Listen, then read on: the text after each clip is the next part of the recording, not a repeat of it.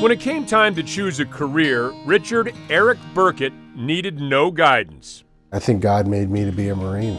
I knew I was where I was supposed to be, and there were days that were tough. There were, days where I, maybe didn't get along with my boss or whatever, but I always knew that I was where I needed to be, and I loved what I did. Eric eventually became a Navy pilot, and in 2012, on his 4th overseas deployment, he was involved in a horrific accident while flying a mission off the coast of Africa. I remember hitting the ground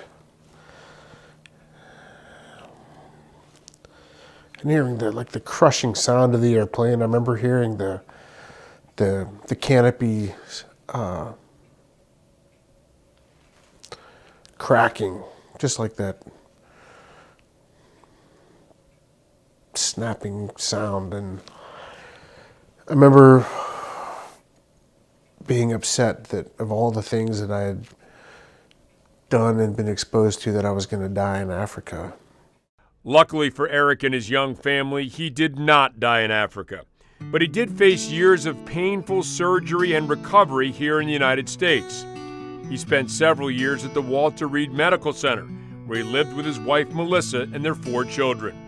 During that time, Melissa was able to take advantage of the Austin's Playroom that had just been dedicated by Mario and Natalie Lemieux the previous year. These playrooms allow families a safe place for their children to play while a family member recovers.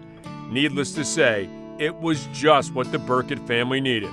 Everybody was so very welcoming. They were very compassionate about why we were there. They knew that all of the children that were there were dependents of somebody that was wounded, ill, or injured, and knew that everybody's situation was unique. I just needed a lot of attention, a lot of help, a lot of support, and I leaned on my wife heavy for all that. And Austin's Playroom provided a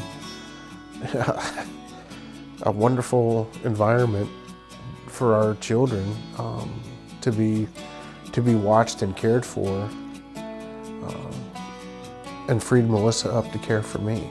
The Walter Reed facility is just one of 36 Austin's Playrooms currently in operation.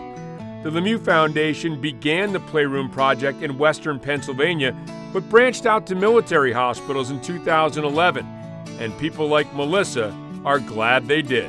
I am truly thankful that it was there, because I know that I couldn't have gotten through his recovery at Walter Reed without it.